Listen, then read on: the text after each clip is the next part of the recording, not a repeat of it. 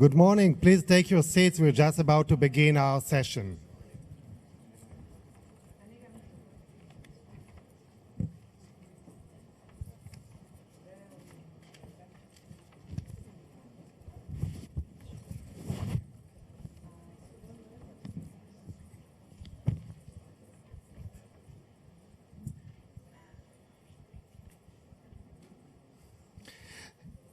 Good morning and welcome to the first session of this morning at the JC conference. We are going to talk about the Palestinian citizens of Israel and their being a key piece in the puzzle of the Israeli-Palestinian peace process. I'm very thankful for you to joining us this morning. This session is also live streamed and is being followed by people back home in Israel and in other places, so good morning to them too. I would like to ask you please to turn off your electronic devices so we can have this conversation with no interruptions. My name is Nimrod Goren. I'm the head of MITVIM. MITVIM is the Israeli Institute for Regional Foreign Policy, a think tank working in Israel, redefining Israel's regional relations, and among the rest, looking at the role that the Palestinian citizens of Israel can have in promoting peace and better regional relations for Israel. At a time that we are in when there is stagnation in the Israeli-Palestinian peace process and when people are looking for hope and are trying to identify different driving forces for positive change, we often forget that there is a group within the Israeli society in which 80% support, or even more than that, the two-state solution. And that is not a marginal group, it's a group of 20% of the Israeli society. It's a group that has much to benefit from Israeli-Palestinian peace on a personal, on a national level, and it's a group that has much to contribute to achieving peace. But still, this group, the Palestinian citizens of Israel, is not very much involved, not in official decision-making processes on foreign policy, national security, peace process issues, not much involved in issues related to Israel and the region, in the Middle East, although they can have quite an important role with that, and not very much involved also in civil society work of organizations that are represented at this conference for the sake of promoting peace. So this panel will try to answer the questions of why this is the case, how can that be changed, and what will be the benefit if we manage to change that. I have with me four distinguished speakers, each of whom can present a very interesting dimension of the question at stake. I will introduce them very, very briefly because you have in the conference program the elaborated bio of each of them. I'll begin by Amnon Be'eri Soliziano, the co-executive director of the Abraham Fund Initiatives in Israel. He served in the past as the director of marketing communications at the Jerusalem Foundation under the leadership of late Mayor Teddy Kollek, and he's been directing the Abraham Foundation Initiative Fund since 2004. Name is Samach Salam, who is a member of Wahat Salam Neve Shalom, the only Jewish Arab community built on equality and peace. She has the communication and development department. She's a social worker, community activist, feminist, and blogger, and writes for 972 magazine on issues relating to Israeli-Palestinian relationship. Tabet Aburaz, with the Abraham Fund as co-executive director since 2014, has a rich background in leadership of civil society organization. Dr. Aburaz is a political geographer by training, an expert in land use and planning, and has a PhD in geography and regional development from the University in Arizona, has been on the board and member of many civil society initiatives and organizations. And Nisrin Shehada is a leader in the Standing Together movement, serving as their community and outreach coordinator and the Haifa Circle leader. Nisrin is a doctor of chemical engineering and nanotechnology with a PhD from the Technion in Haifa. So these are the speakers, and the panel is actually in continuation to our work that MITVIM Institute and Abraham Fund has been doing for quite some time in an attempt to map this issue of the involvement of the Palestinian citizens of Israel in the peace process and to provide some ideas on how to move that forward. And I'm glad this got to be featured in this conference. We'll be having a very quick round of Q&A, questions that I will pose to the speakers and have them the chance to respond. Later on, we will open the stage for the audience, for you to ask your question. There is a mic over there in the middle, and those wanting to ask questions will line up there and ask their questions. We don't have lots of time because there is a plenary just after us, so we will try to keep both our discussion here very concise and focused, and also the part where you are asking questions will have to be with the same character and nature. So thank you for the speakers, thank you for J Street and for Adina, who helped organize this panel, and let's start going. And the first question to Tabet and to Nisreen, I described why I think in brief this issue is important and we should be discussing it this morning. But why do you think, Nisreen, we are talking this morning about an important topic? I'll start with just telling you a little bit something that happened to me a couple of years ago. I was in an international festival in one of the Palestinian cities in the territories, and I met somebody, as you usually do, walk around meeting people, and he asked me, where am I from? Now, that is a very simple question, but it's extremely loaded for the Palestinian citizens of Israel. Because you can either say Israel, and then you have to go into this endless, complex explanation about how there are non-Jewish citizens in Israel, and or it can go very badly.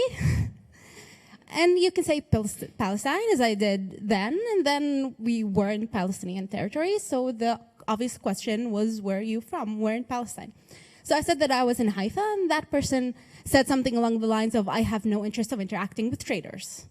So that really explains a bit about the complexity that we live in our daily lives. We're viewed by traders as traders by some of the Palestinians, but we are also viewed as traders by many of the Israelis, because we cannot and we will not turn our backs on the Palestinian people, because it's a thing of pure luck. If my ancestors back in '48 chose to left their homes instead of staying where they were, that could have easily been me in the Palestinian territories or in the refugee camps or anywhere around the world. So that directly affects our personality. We always have to live in this half and half reality of being Palestinian nationalists, but also Israeli citizens of the state of Israel. But only by working together and trying to reach a peace treaty and a just and fair peace agreement can we start to work on, after that we can start to work on our own civil rights inside the Israeli society, because it's affected a lot by the conflict and what's going on in the region. So for us as Palestinian citizens of Israel, in order to achieve the equality that we deserve and the life and the social justice that we think is our right, then we need to work towards that peace treaty, and it's extremely important to our everyday lives. Thank you. So issues of personal identity and issues of linkage between domestic status and relation with the neighbors and the region. Thabet, what's your take on that? Yeah, why it's important? Just because full equality and integration of the Arab community that we believe in should include the 20% of the total citizens of the State of Israel. We believe that the Arab community should be in all realms of Israeli society. They should be in the academia, in the media, everywhere, and also in a peace movement. Well, it's important just because we are the people who understand more than anybody else our country and our people in the same time. We believe that the participation of Arabs in the peace movement will enhance confidence in the other side. After all, we are benefit from peace more than anybody else. It's peace between our country, Israel, and our people, the Palestinians. And we can be hurt the most. After all, we don't see enemies in any war in that region. For us, the victims and the casualties can be our cousins, our relatives, our people in the other side. Okay, they are not enemy for us, or the victims can be our colleagues in universities, our students in universities, in the colleagues in the workplace, or our neighbors in Israel. So, and also following any insights, always there is tensions between Palestinians and Israelis. We are paying the most price. We are actually in position between the the rock and the hard place between being Palestinian citizen of the Palestinian in our identity, national identity, and being Israeli citizens. So this position is tough for us. So I believe we are benefiting more than anybody else from agreement, peace agreement, or peace activities between our people and our country. Thank you. Having made the case that this is indeed an important issue, Amnon, what is the role of the Palestinian citizens of Israel in actual peace process, the official peace negotiations that have been taking place until now? So, Nimrod, thank you very much and good morning. Basically, if you ask what is the, how well Israeli Arab citizens are represented in the Israeli peace organization, the short answer is that they are not represented and they are not active within Israeli peacemaking organizations. And the primary reason is the fact that Israeli peace organizations define themselves as Zionist organizations. And Israeli Arab citizens are not Zionist, and they find it very hard to identify with the Zionist sentiment. On the other side, and this is why they're pulling away from those organizations. On the other side, those Zionist peacemaking organizations are pushing away the Arab citizens of Israel, and they're not really welcoming them into those organizations for the sake of returning their legitimacy within the Zionist public. Many of them understand or afraid that if they will be too welcoming, if they will be perceived as if they're working also for the benefit of the Arabs, their legitimacy within the mainstream Israeli public will be questioned. So this is the primary reason, and obviously the ability of Israeli Arab citizens to identify and to work within the realm of Palestinian peacemaking organization is also not very practical, because again, their legitimacy and their loyalty to the state of Israel will be questioned by the mainstream majority in Israel, and this is something that currently the Arab minority in Israel cannot afford. Thank you. Samach, in your reply, can you please try and go beyond the peace organization into official peace process? Should we expect to see Palestinian citizens of Israel as negotiators, as part of the team actually leading the peace process forward? Well, I think, thank you for being here this morning, and thank you, Adina, for building a balanced panel from 2 women and 2 men, and this is not and talking about politics and peace process. This is a very good start, so thank you for that. So I have high expectations, yeah. I have high expectations from this conference, and I think the woman who's leading here have to be proud this morning. So I think one of the failures of Oslo agreements that they isolated actually the 20% of the citizens of Israel, the Palestinian one. I do not agree with Nasreen that we have the complicity in our identity after 70 years of being and acting inside the Israeli society as a part of what's happening in our region.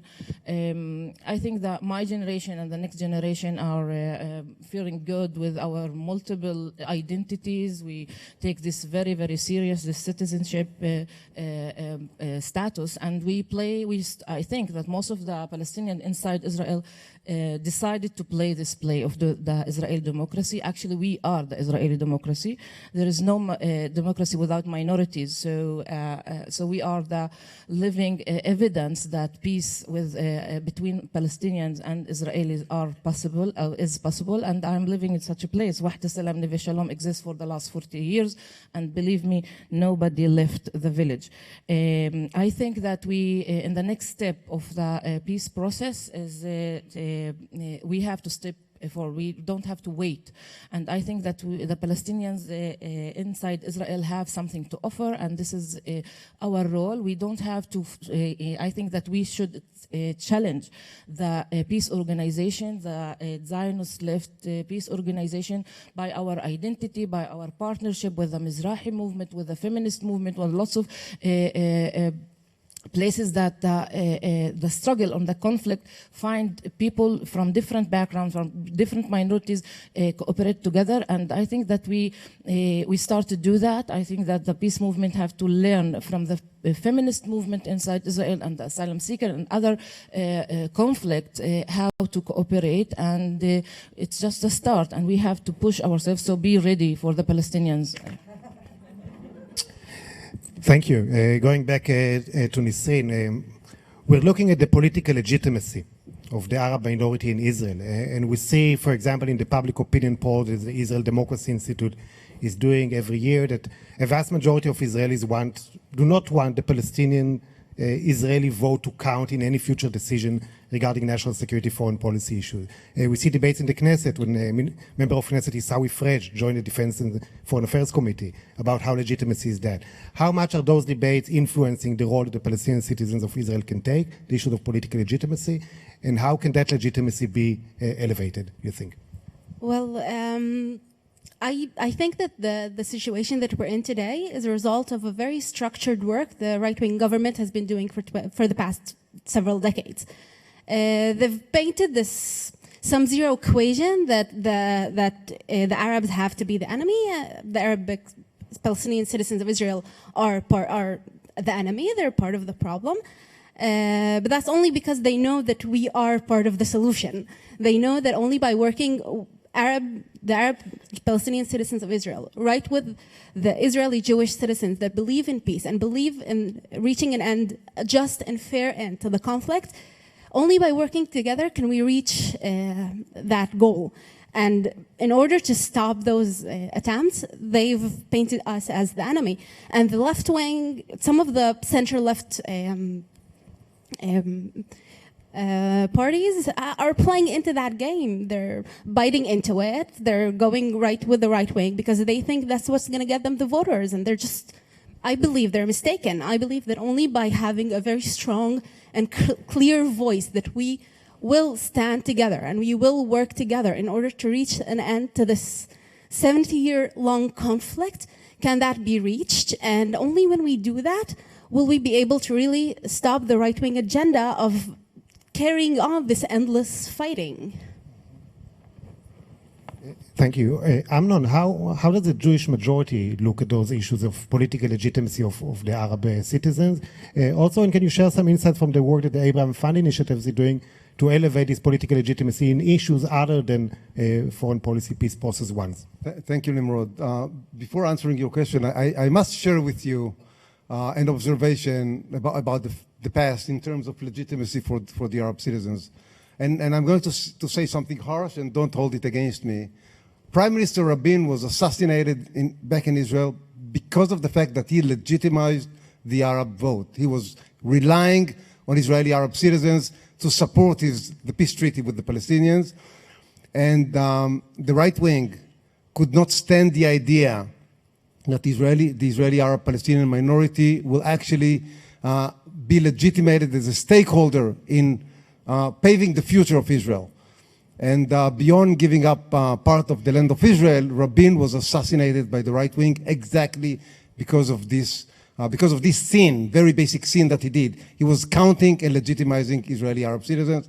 And since then, the Oslo Accord was a wake-up call for the right wing, and they decided to never again let Israeli Arab citizens to really impact the relations of Israel with the Arab world, and to be participants in fundamental decision-making about the future of Israel.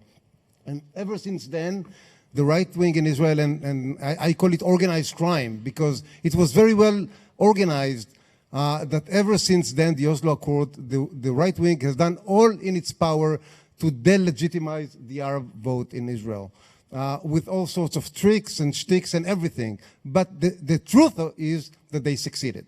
And today, the common wisdom, the common knowledge in Israel, or the common understanding, is that Arab citizens should not be we cannot afford, we, meaning the Jews, cannot afford the Arabs to really take active part in decision-making about fundamental issues about the future of Israel. And now I'll say something about the work of the Abraham Fund. So we took upon ourselves a number of years ago to really bring back legitimacy, to regain legitimacy for the right of Israeli Arabs to, to participate, to have a seat around the table, not only, on the receiving end, but to take part in decision-making processes, as Tabet says, in every realm of life.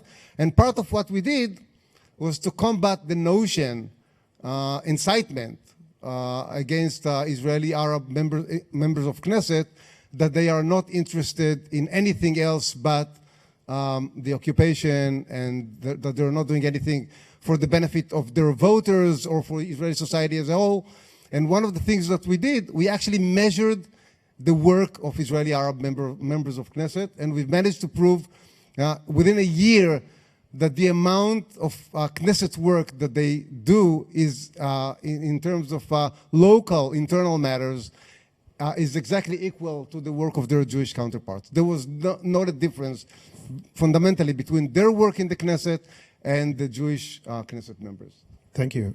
Tabet, Amnon said before, identified some obstacles for the Palestinian citizens of Israel from their involvement in peace organizations. Do you see additional obstacles? And what do you see the benefit? Why should we try and have more Arabs in the peace organization? What will they contribute? Well, there are many obstacles. I believe that the Israeli general discourse is to see Arabs as a great force for economic development, because economy is great, it's soft, it's win-win situation, it's good for the state, it's good for the Arabs.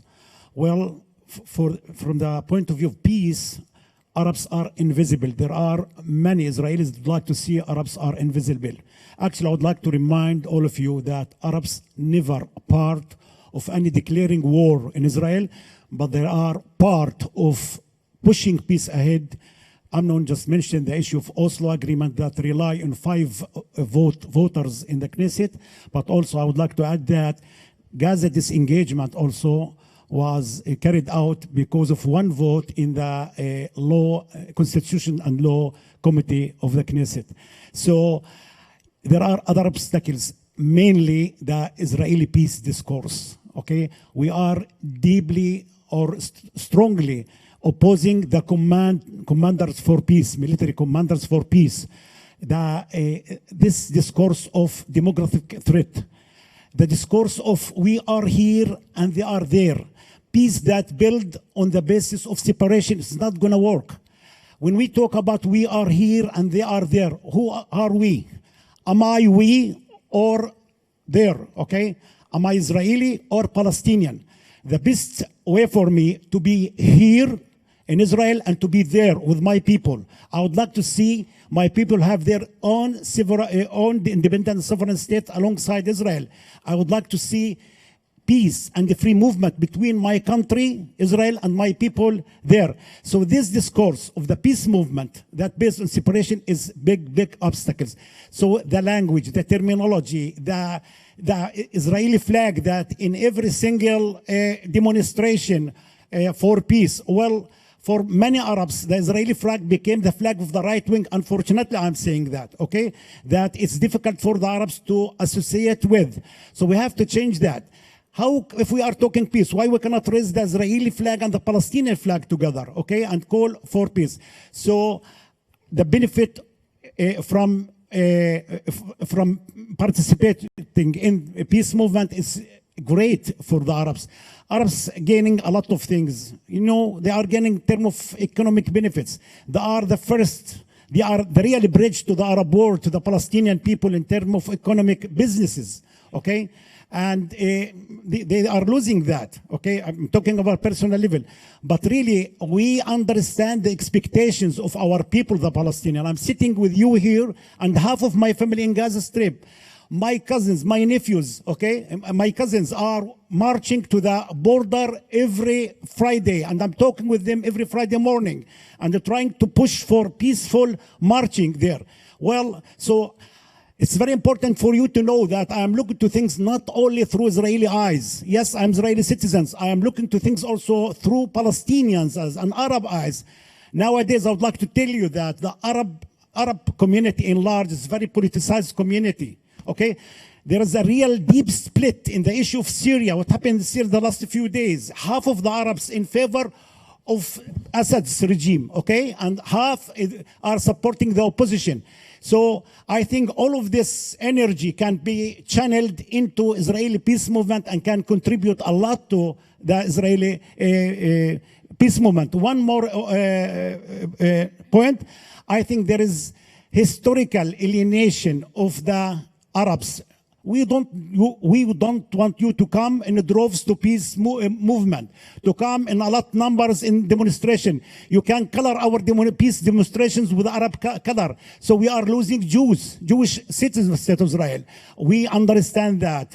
People are telling us, come with a few numbers, okay? So it's really being in very difficult situation. So Arabs in large try to avoid these arguments, and this is why we don't see many Arabs are participating in the peace movement.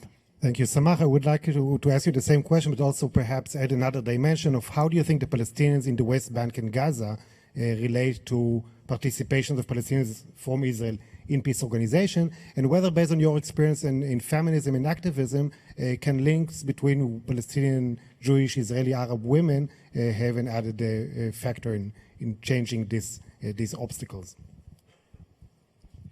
Well, I think that after many years of being or a citizen of Israel, the Palestinian inside Israel now are, I call it like the post, the shamanet, like we used to call the Arab of the shamanet or the yogurt, the Israeli yogurt, you know. And we are not there. We are now have this pure, stable identity, and we are living this thing. And I think that the separation physically between the Arabs inside Israel and in the West Bank and Gaza now is falling apart, and this is what makes the Israeli society really afraid from this nation that we have Palestinian all over, you know, the world and in the diaspora, and we are using the terminology actually of the Jewish communities around the world. We are adapting this terminology, and this is really something that for me as a Palestinian, it's good because I'm a woman, so I learn from other people's achievements and challenges. So I adapt the discourse. So I'm challenging as a woman. Now you can't find someone from Ramallah who can accuse me that I am the traitor. I am the woman who stayed in Israel and didn't run away like my family. So we all know the stories of about our relatives across borders, and we have this inheritance, we have this history, and we are documenting that. The next step is what we are doing. Israel is a very small state based in the Middle East. I know that she acts like she is in middle of Europe, but she's in the Middle East. And in the Middle East, there are lots of Arab people, and we are part of them as well. And we speak the language. We speak fluent Hebrew, we speak fluent Arabic, and we are proud of that. So we can be part, and we must be part, and for the benefits of Israel, we have to be part of the peace process. And regarding your question about the women, I think that the women in the both boards, we have the same statistics, we have the same challenging, we are facing the system as feminists, as activists, so we can find the cause, we can find the common ground, and this is what we do. We are fighting for rights for the personal status, we are fighting, I'm talking about inside Israel, we're struggling against the religious control of our personal life, we are struggling with the freedom of speech, so we know what's oppression is, and we know as Palestinian and as women, Jewish and Arab inside Israel, what oppression is. So we know how to deal with that, and I think the ability of the woman to open doors, to open a partnership and to build trust is much more, we are much more able to do that, and nobody's now in the peace process opening the door for us.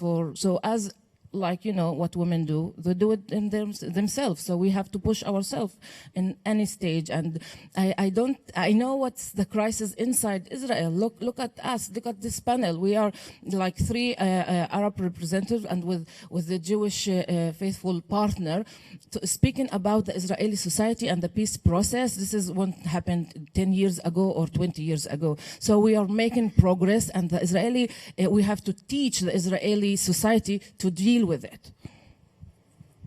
Thank you for taking the discussion from identifying the need and the obstacles to already looking ahead and identifying possible ways. And before we open up to your questions, I would like to have a closing round of this future-oriented look, identifying the linkage between what happens inside Israel, Jewish-Arab relations inside Israel, and the Israeli-Palestinian peace process, the cross-border issue.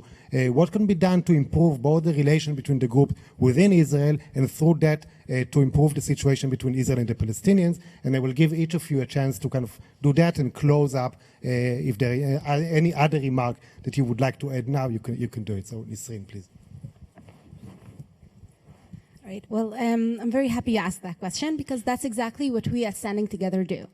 We're a grassroots movement that work on organizing and mobilizing the people in the Israeli society, both Arabs, Palestinian citizens, and Jewish citizens, towards joint struggles and working together in various fields, including civil justice, equality, and peace.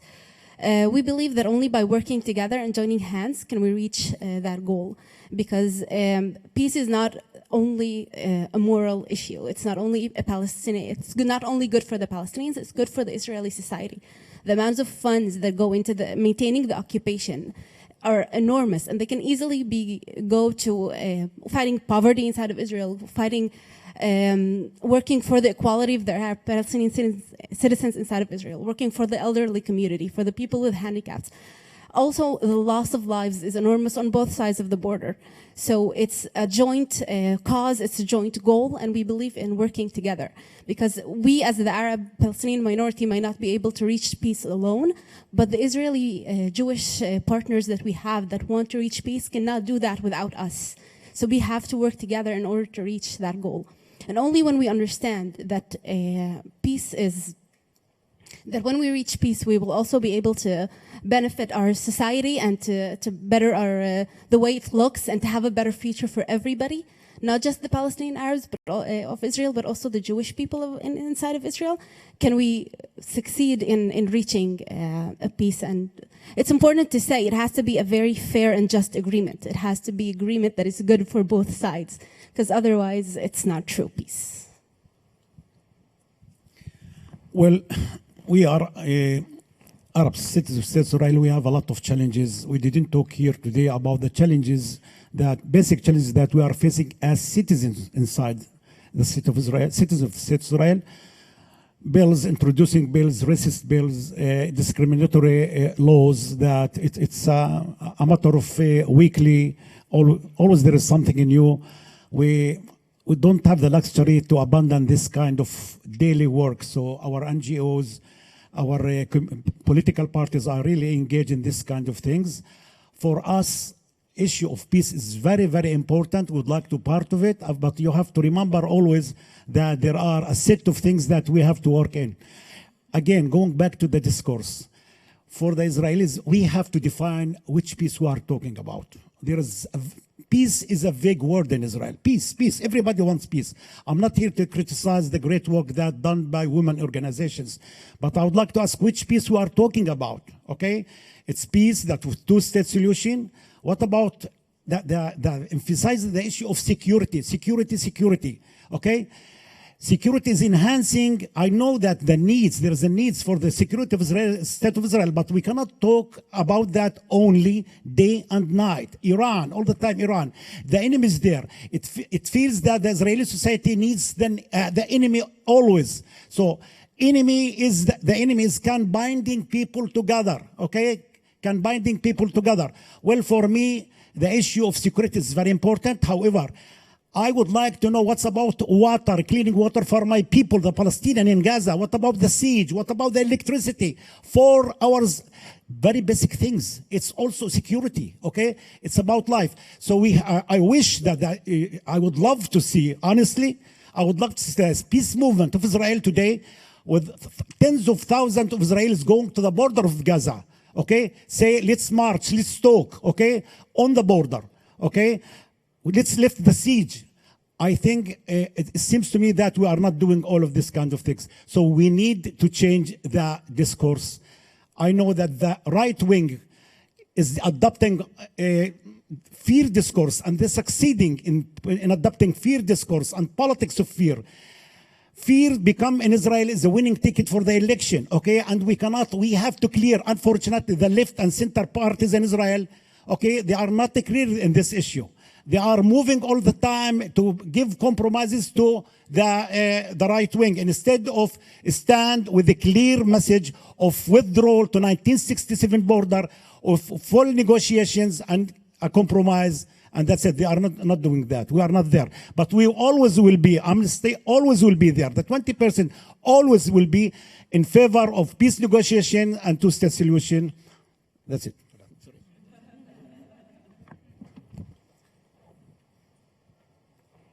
Okay, so against all the chances, I see the positive way. Like we don't have the privilege to close our eyes and forget about it. Naivety and believing the good of the people is a crucial tool for any woman and any peace activist. And I think that what's happening now in Israel and in the States about a severe and brutal attack against the left-wing organization and peaceful organization and anything related to the relationship between Palestinian and Israeli, it seems that the regime or the people up there in charge, they are really afraid of this kind of dialogue. And actually, look about this panel, and we are Palestinians who are now having opening solidarity for breaking the silence. Breaking the Silence is an organization of Israeli soldiers that if you ask me 5 years ago about breaking the silence, I will say like this is the Zionist,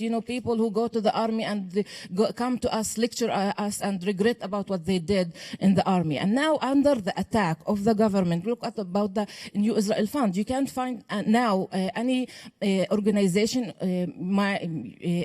based in Israel who are not having this empathy and feeling bad for what's happening to the New Israel Fund. So this kind of attack open opportunities for cooperation, and we have to be wise. And this is what happened actually when Trump was elected. People and minorities and the struggles in the States for the feminist struggle, the gun ban, the asylum seekers, the immigration, all of these small struggles around his election bring people the same march in thousands. And this is what we have to do. Wahdat Salam Neve Shalom as a small village became a hub for 42 peace organizations, and the media don't want to know about what we are doing, don't want to know about the small initiatives and projects and successes here and there because we are not there. So we decided, for example, and we try to do something that the social media activists, Arab and Jewish, and we are talking about women social media activists, they are now going to being trained to rise up their voices, the other voice. And my dream is to have peace activists, Jewish peace activists. And yes, I will challenge their Zionist movement and Zionist background as a woman, as a Palestinian, as a peace activist. And I'm convinced that there are some partners in that party. And I want Jewish activists to speak and to write, and I will translate their says in Arabic because we have to open that door. And if the Palestinians inside Israel don't do that role, we are missing our mission. Thank you. So I would say that 3 things need to be done looking forward. The first one is to recognize the elephant in the room, which is about future separation between Jews and Arabs in Israel. It's never going to happen. If and when there'll be a two-state solution, Israel will be the home of Jews and Palestinians as well. There'll be citizens, and the notion of separation that we are, that some of the organizations, like those General for Peace or whoever they are selling, it's not true, it's false. It's never going to happen. This is one thing. The second thing, political alliance between Jews and Arabs. Israel need to be, it's about time the Jews and Palestinians in Israel will form a political alliance, a Jewish-Arab party. This is the right time. It needs to be done, and eventually it will be a major force for peace. And the last piece of this three-piece puzzle is to design viable mechanisms and social mechanisms and solutions for Jews and Arabs to live together and share the public sphere and share the workspace and share the academia and the political realm and the media and everything else, and be able to live together in equal terms. And this is exactly the work of the Abraham Fund. This is what we are obsessed on doing. We are designing those mechanisms for the future, which will be very applicable for a two-state solution, or even for a one-state solution, which I don't support, but who knows what will happen in the future. As I said, Jews and Arabs will live here, will live there in Israel together, and we need to provide the right ideas, applicable ideas, practical ideas for Jews and Arabs to share the same territory. Thank you to all of you for sharing so much information and so many insights with us in the first half of this session. And I'm sure it gives lots of food for thought and maybe room for many questions that you may have. The way we will be handling this is that there is a mic in the middle of the corridor. This is because we are live streamed, so we want people to see you all over the world. When you approach the mic, please state your name, say who you are.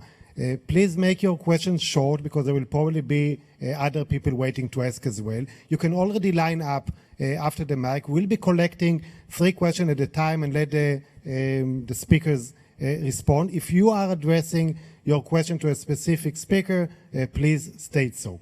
So we already have someone waiting, so please. Thank you. Cedric Suzman from Atlanta. And I'd like to pick up on the last remark about the infrastructure. We've been told by the current government that in spite of a lot of their things they've done negatively, that they are spending more money on infrastructure in the Palestinian areas of Israel. Is that correct? How much of that is real? And if so, how helpful is that in integrating the Palestinians into Israeli society more completely?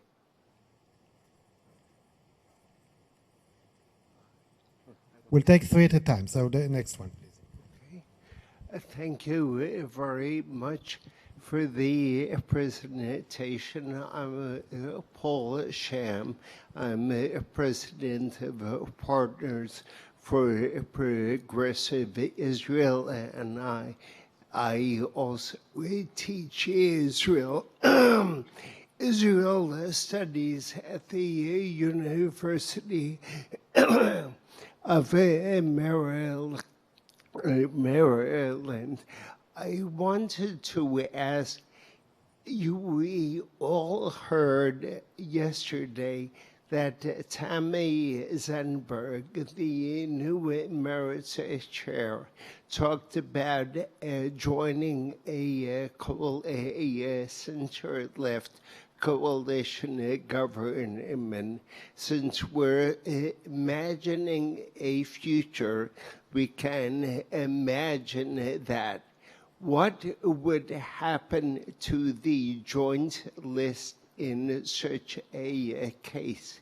I assume it would fracture. Obviously, as you all emphasize, Arab votes as well as Arab support is essential. How do you think that might work, and how would there be enough Arab support to give a strong support for such a center-left government? Thank you. And the last question for this round. Yes, it's related to the Can younger you state your name? generation. I'd just like to hear a little bit about, you know, what is the feeling amongst the new generation of Palestinians in Israel, and you know how they're relating to their situation. I'd like to hear about that. Okay, so we have a question about investment in infrastructure, about a joint list under different political scenarios, and now about the next generation. Let's start this way. You do not have to answer all questions. You can choose whatever you want to relate to. And again, keep it short so we'll have time for other rounds. Amnon, please. I'll just say a word about the economic development plan of this current government. It is true that this government under Netanyahu invest in what they perceive as the economic peace. Only problem is that they see it as a substitute to a political arrangement and to other form of people to people and other social mechanisms. It is true that whenever it comes to economic benefit, potential economic benefit for Israel, this government is willing to invest more than ever in narrowing gaps between Jews and Arabs. The only problem is, and there is a plan which was cooked at the Ministry of Finance with Arab mayors and with Arab members of Knesset, and it is actually being operated. It's very good. On the other hand, whenever it comes to the rhetoric of the government, to propose legislation, to policy, it's about marginalizing the Arab community and pushing it to the corner and threatening it. So in a word, in a nutshell, you can say that this government suffers from a sort of a bipolar disorder when it comes to the Arab minority. They don't know exactly what they want, and their toxic rhetoric offsets their positive action and actually won't let it to maximize the benefit. I think that I'll leave the other. I can talk about later about youngsters' attitude if you want, but You want to talk about the young Palestinians? And the joint list. Okay, so I think the young generation, and I'm 42, so I don't know what's as young, and I assume that I'm that still on the border, but I think that the young generation is fed up of the current leadership. They are frustrated, and they don't really believe. Actually, also in the Palestinian territories, in Gaza and in Ramallah and the West Bank, and the gap of, you know, the absence actually of the leadership from both sides is making the young generation is more on Twitter and Facebook and consuming their awareness from the social media sphere, and I think that they are looking for more creative and connections between people and between revolutionary, you know, radical movement, and to challenge the system. And this is from both sides.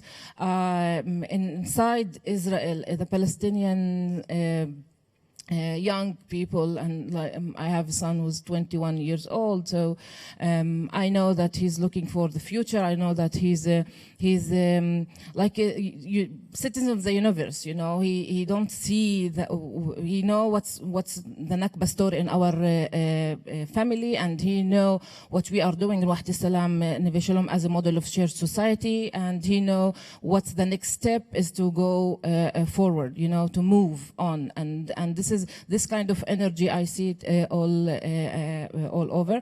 The joint list, I was actually, and I'm not sure that will gonna be like popular answer, but I was disappointed from the declaration yesterday from Tamar Zandsberg.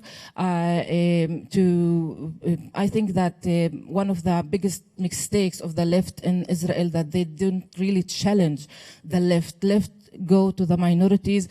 Jewish people here march with Martin Luther King, and they go to the extremist left in the apartheid state in South Africa. Minorities were together and give up some of their privileges to be there. And when she's talked about the center-left government that she is dreaming about, and we are all hoping that she will achieve our dream, and isolated and not counting 20% of the her citizens and the citizens of Israel, this kind of start is not good start to revolution, to change the system. And I think that she have to dare and to be courage enough. And yes, I do have expectation and high expectation, and we have to, you know, in order to end up in the center, we have to be radical left in these days. Last sentence about the joint list. I think that joint list, I will, you know, I think that I'm not that popular with, I write about them a lot, but I think that they also have to change at least 50% of our representatives. Their speak, their agenda is not relevant anymore. We have 50% also from the young one who are trying to do more, and they are trying to play the game of the Israeli democracy till the end. And I am with them, and I think that nobody need polygamist Knesset member in the Knesset.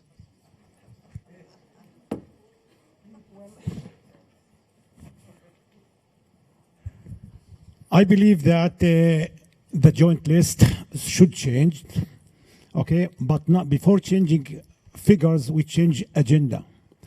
And changing agenda means agenda that more is pushing toward working together with the Israeli left, Zionist left. We don't have to ignore this word, Zionist. Yes, Zionist.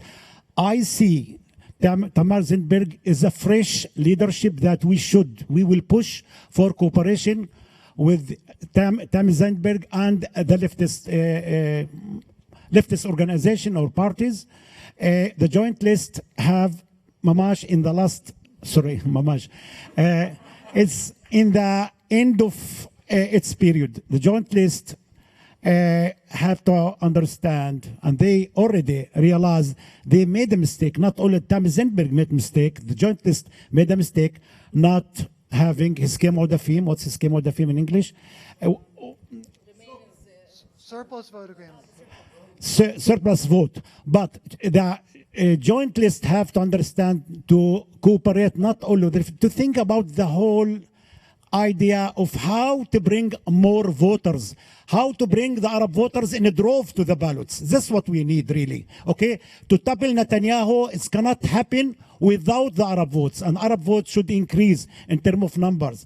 Okay, their agenda, and as I mentioned that, unfortunately, they agree in one thing: the whole 4 different parties in one joint list.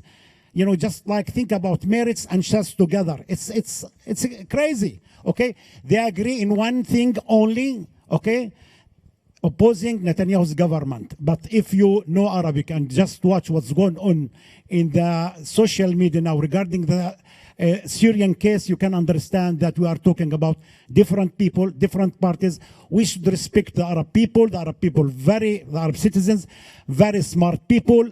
Most of them really would like cooperation with the Zionist left, and I believe it's a matter of 1 year, not more than that. It's going to happen after the coming election, not before, to see an Arab Jewish political party, and big one, not a small one.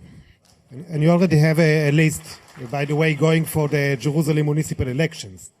A joint list which is going there, a Jewish hour. We'll see how that goes. Okay. So I'm going to start about the question about the center-left government. Right now, most parties, like my colleagues have said, have, like I said before, have bought into the right-wing agenda. They've bought into the rhetoric. They're talking just like Netanyahu would have talked a couple of months ago. And if they don't change that, there's not going to be a left government. Like, they're not going to outright the right. Like, they're not going to beat them at their own game. So the only way to really reach that goal in terms of if they want a center-left government is to change the rhetoric, is to change what's being said in the public sphere. And the only way to do that, they have to start about their attitude towards the Arab citizens, the Palestinian citizens of Israel, because we are 20% of the country. They can't ignore us. And they're trying to do, it's not going to work, we're not going anywhere, they're kind of stuck with us, and they have to deal with that. So if they really want to reach government, if they really want to reach power, they have to work alongside the Arab parliament members, whether they may disagree with them on some issues, and that's fine, but we sometimes have to build partnerships with people that we might disagree on one issue to reach a point that we want to reach. And that's what leadership is. They're supposed to be the leaders, so lead. On that point. And on terms of the younger generation participation, it's important to realize that as a millennial myself, things have changed. A lot of information is out there at the touch of your hand, on your phone. The younger generation is very well informed. They know their history, they know their present, they know where they want to be in the future. They're strong, they're activists. They have a new mode and new ways of activism because of social media, and they're extremely creative because they do these amazing things that we could only dream about in the past. And it's a fountain of skills and abilities that are going into the right direction, and the ability to intercommunicate between different countries in the world and to reach people on the other side of the planet that the young generation has today is a breaking point, I believe, in our struggle towards peace and towards agreements, because we realize at the end of the day that it's good for all of us. Thank you. We'll take another round of questions. So again, please introduce yourself and try to keep it short. So I'm Edward Whitten from Princeton, New Jersey, and my question is the following. Arab citizens are 21% of Israel, which on paper is enough to elect 25 Knesset members, but the Joint List, the Arab Party in Israel, has 13 Knesset members. So my question is, what's the main reason for this gap, and what are the prospects for increasing Arab representation in the Knesset? David DeGroot, Charlotte, North Carolina. Regarding the low participation of Arab citizens of Israel in the peace movement, some of you have alluded to this from previous conversations I've had with those people. Top of their agenda is equal rights, municipal budgets, job opportunities, infrastructure, healthcare, education. They say solve these problems first within Israel and then come and talk to us about the peace process and the two-state solution. I was wondering what your thoughts were on that. Thank you. Hello, I'm Ethan from Pittsburgh, Pennsylvania.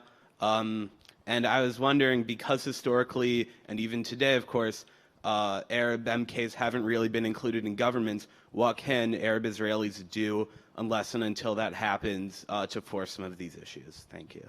Thank you for the question. We'll start the other way this time around. So Nisreen, you can go first. I'm going to start with the first and the last. Actually, I'm just going to answer the last question about the Arab representatives in government.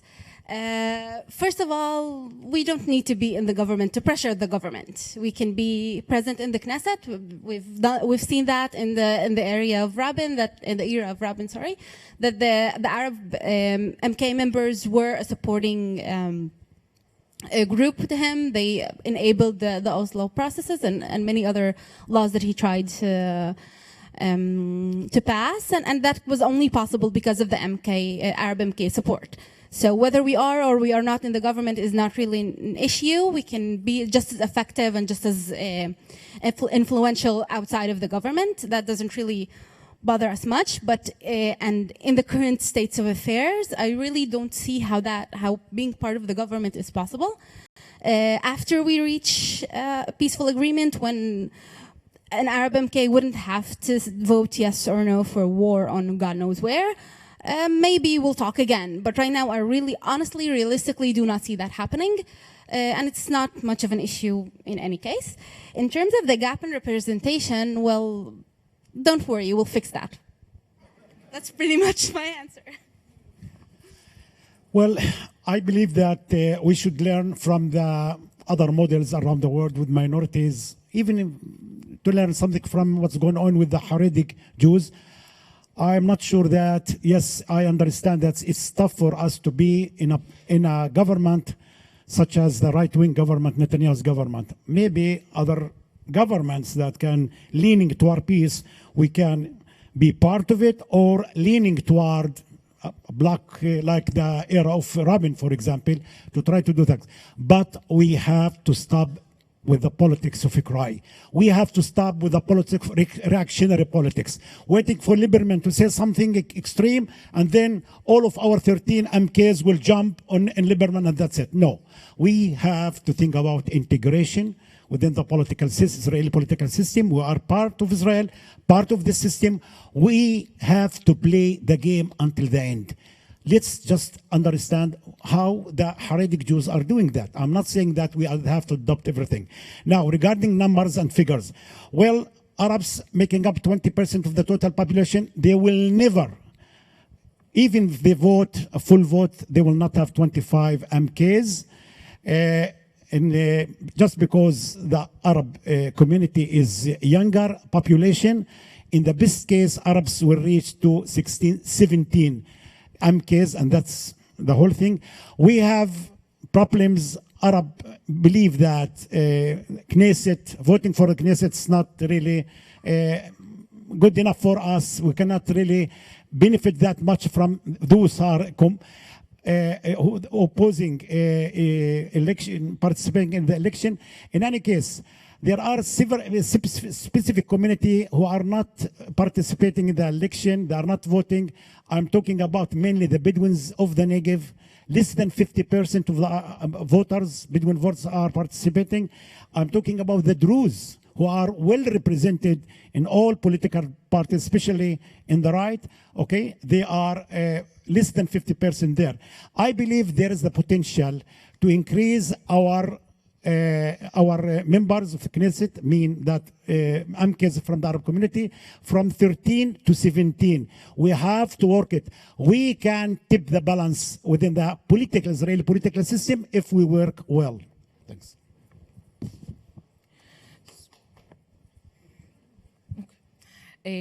So I have to correct myself. I said in the last comment that nobody need a polygamist Knesset member and the joint list, and nobody need polygamist at all. So this is the correction. Not only in the Knesset, there are except the polygamist. I think that for you, sir, who just asked about the peace economy and the investment of the or the agenda of the political Knesset member, I think it's you are adapting like what you see, what you heard from the Israeli media, and Amnon talked about that. I think that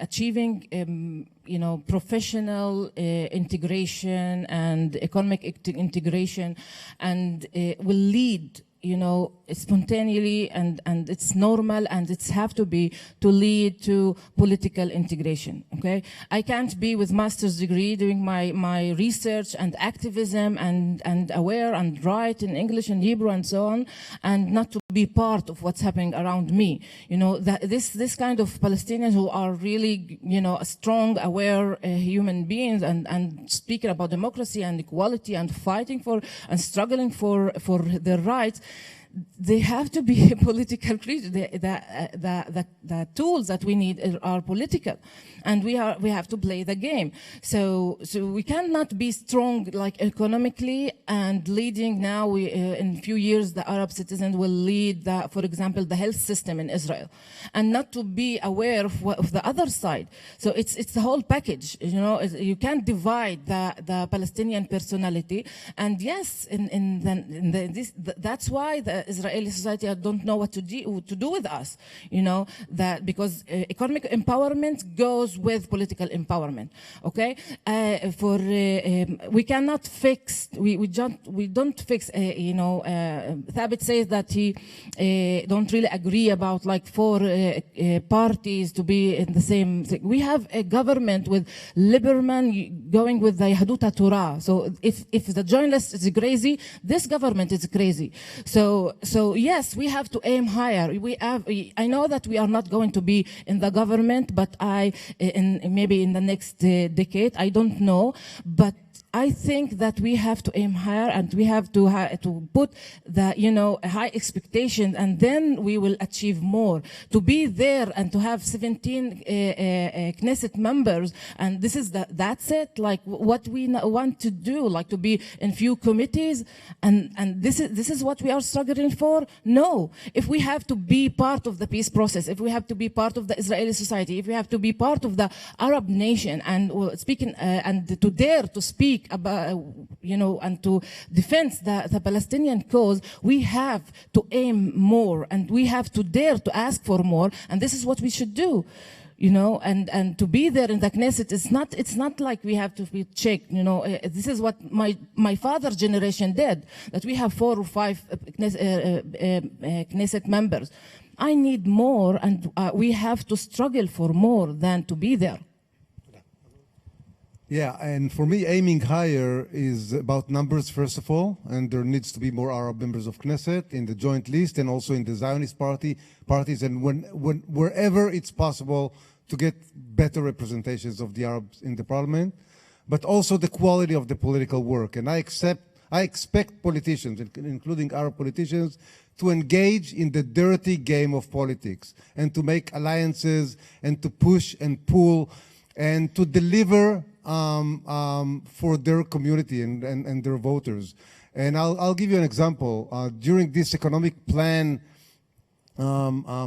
process, Ayman Odeh and the Joint List engaged with the Ministry of Finance, and I remember Ayman telling me that he spoke with the Minister of Finance about 50 times over half a year or something. And he was part of actually designing and cooking and facilitating this plan.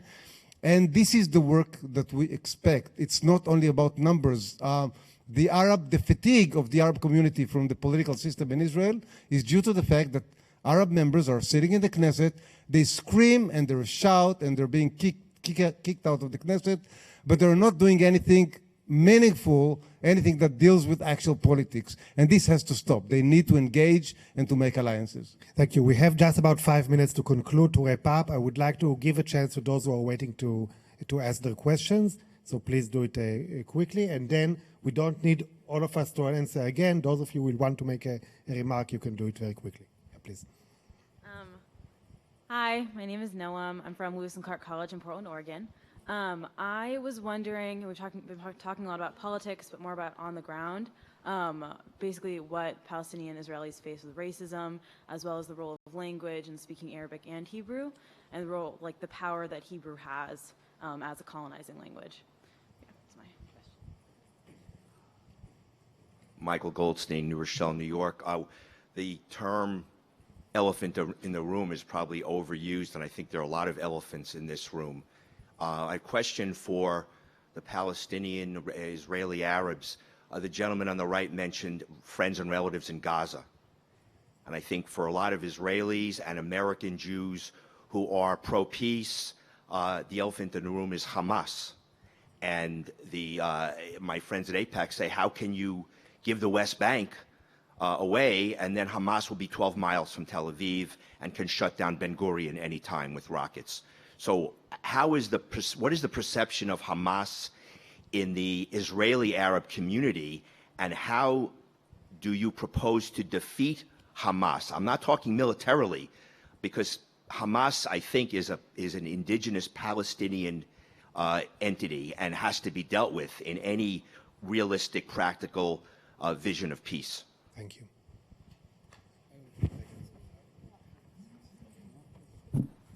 Carol Mailman, Brooklyn, New York.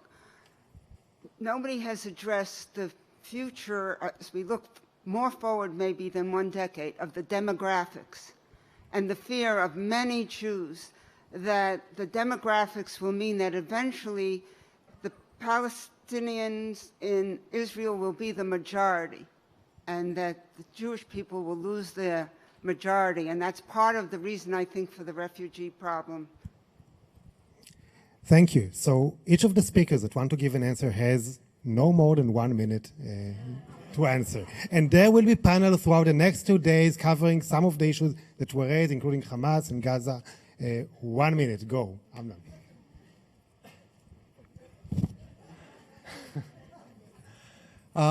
the democratic demon or devil. You know, we're dealing with this demon all the time. I think that it goes without saying that a two-state solution, which my understanding is that most of you support this notion, will prevent or delay the realization of this nightmare or dream. And this is why we're all working. This is part of the reasons. But as I said, Jews and Arabs will keep living in Israel, and it doesn't matter if the minority will be 20%, 40%, 45%, 50%. It doesn't matter. Israel will always be the home, the perfect and full and equal home of both Jews and Arabs. And this is why, for me, you know, I'm not obsessed with this question. Regarding the issue of Hamas, I just would like to tell you that I really aware what's going on in Gaza. I'm talking with my relatives every day. Just to remind all of you that 10 years ago, the overwhelming majority of the Gazans, the stronghold of Hamas, the Gazan voted for Abu Mazen and for Abu Mazen agenda as a president of Palestine. Just to remind all of you on that. What we need to give hope to the Gazans, the fact that the more poverty in Gaza, the more people will stick with Hamas. Just people, if there is a real election right now, true election, the overwhelming majority of the Palestinians in Gaza will vote against Hamas. Hamas brought them to misery, okay? But Hamas, just like most, if not all of the Arab regimes are dictatorship regimes, we have to help the Palestinians to live better life, and we are not helping. The siege in Gaza should be lifted. The siege is actually helping Hamas and strengthening Hamas in Gaza. We have to bring to movements, some movement to the Palestinians of Gaza, to the West Bank at least. Can you imagine 200,000 workers from Gaza in Israel? Okay, why not? Okay, I think this will help us to try to topple Hamas and the Hamas agenda.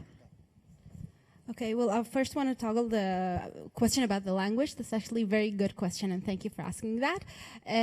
One of the first tools of oppression has always been attacking and detaching people from their language and their heritage and their connection to their identity.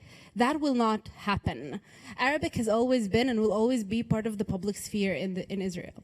The right-wing government can pass as many laws as they want. We will still have a very strong connection. We still read in Arabic. We still speak in Arabic. It will still be present everywhere you look. And that's just something that they're going to have to live with, because that's the way it's going to be. We're not going to have that any other way. Thank you. And about just a sentence about the whole thing about the demographics, we're human beings. We're living there. I'm sorry, but I refuse to look at myself as a demographic threat like a lot of people do. And we have to find a way of toggling these difficult issues that I understand are really concerning to many people, and I understand where they're coming from. But we have to stop looking at each other as threats and to figure out a way to live together. So thank you, Nasreen. This is, you know, you speak about the elephant, and right now, the elephant in the room. Right now, you are talking about like the elephant in my womb, like in my my body. Look, you know, I think that Palestinian-Israeli conflict have to go, you know, out of the woman's body, the Jewish and the Palestinian women. I think that we have to start to take care of our children, not to about our birth control bills of the Ethiopian, Mizrahi, and the Haredi women and the Palestinian women. And you say that the majority or the demographic threat now in Israel, if we are now 50% the Palestinian, almost like this was a debate in Israel, the Palestinian and the Israelis from the river to the sea. So if you say that this is Israel, as yes, we are 50% of the population. But if you are talking about the Israeli borders inside the Israeli citizen, we are 20% of the population. For the last, you know, if everybody left and we'll still one Palestinian man or woman, he will be a threat because he is Palestinian. So we should change the dialogue, not to adapt what you see and what you hear in the media. And this kind of debate is not helping the peace process. We have to take care of the people or the children who are we're bringing them to this world, and to be responsible for their future, and not about the birth rate of the both sides. Thank you. I think the conversation that we had over the last hour and a half showed, the potential of greater involvement of Palestinian citizens of Israel in efforts to promote peace. We think we should try to contribute to this linkage between the domestic Jewish-Arab issues and the Israeli-Palestinian cross-border issue. And I thank to all of those around this panel for the work that they are doing for that goal, and thank you for your involvement in that. 10 o'clock, the plenary begins. See you there.